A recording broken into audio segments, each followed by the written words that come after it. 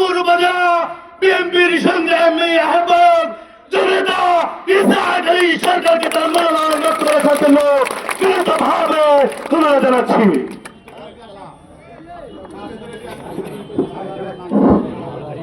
বিসমিল্লাহির রহমানির রহিম। বাংলাদেশ জাতীয়তাবাদী দল নেওয়াজপুর উপজেলা যুবদল কর্তৃক আয়োজিত যুবদলের ৪৬তম প্রতিষ্ঠা বার্ষিকীর সম্মানিত সভাপতি, সম্মানিত প্রধান অতিথি, বিশেষ অতিথি ও আমার সামনে উপবিষ্ট বিভিন্ন ইউনিয়ন থেকে আগত নেতা নেত্রী, ভাই ও বোনেরা, আমার সবাইকে জানাই আমি বাংলাদেশ জাতীয়তাবাদী দল নেওয়াজপুর উপজেলার পক্ষ থেকে সংগ্রামী অভিনন্দন। সম্মানিত ভাইয়ের আমার, আজকের এই ৪৬তম যুবদলের প্রতিষ্ঠা বার্ষিকীতে এই হেলিপ্যাড ময়দান কে আপনারা জনসমুদ্রে পরিণত করে আপনারা প্রমাণ করে দিয়েছেন নেওয়াজপুরের মাটি বিএনপির ঘাঁটি। সম্মানিত সংগ্রামী ভাই আমার, আমি বলতে চাই যুবদল, যুব সমাজ, যুব সমাজে দেশের ভবিষ্যৎ। কোনটা আছে এই যুব সমাজ কে নিয়ে যদি আমি কথা বলতে চাই, তা হিস্ট্রি রেকর্ড অফ পাস্ট, তাহলে পরিবারের ইতিহাস থেকে আমাদের যতটুকু জানা, এই দেশে যতবার আন্দোলন হয়েছে, যতবার বিপ্লব ঘটেছে, এই যুব সমাজ ছাত্র সমাজের নেতৃত্বের মাধ্যম দিয়েই আমাদের এই দেশ স্বাধীনতা লাভ করেছে। তদরূপ ৫ই আগস্ট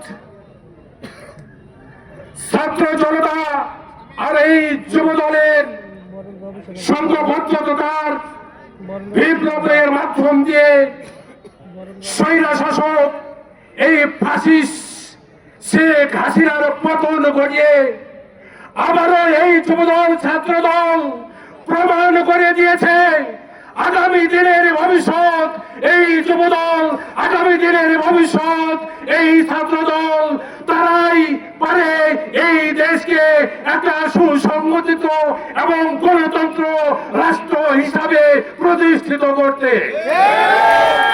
সম্মানিত ভাইয়ের আমার, এই কারণে আপনাদের সবাইকে সংঘবদ্ধ থাকতে হবে।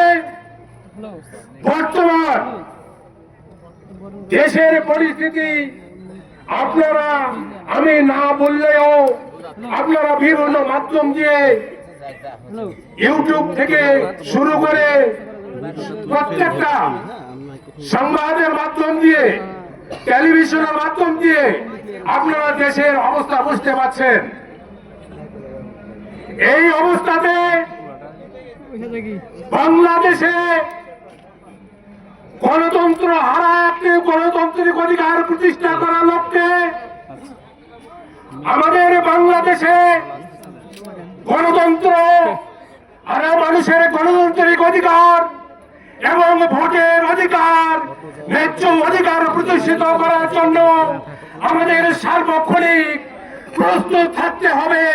আমাদের এই বাংলাদেশের বাড়িতে যেন অদূর ভবিষ্যতে একটি সুষ্ঠু নির্বাচন আমরা প্রতিষ্ঠিত করতে পারি এবং সংঘবদ্ধভাবে মানুষের গণতান্ত্রিক এবং ভোটের অধিকার ফিরে নিয়ে এসে আমাদের এই বাংলাদেশের মাটিকে স্বৈরা শাসক এবং ফাসিস্ট মুক্ত একটা সার্বভৌমত্ব একটা রাষ্ট্র আমরা প্রতিষ্ঠিত করতে পারি।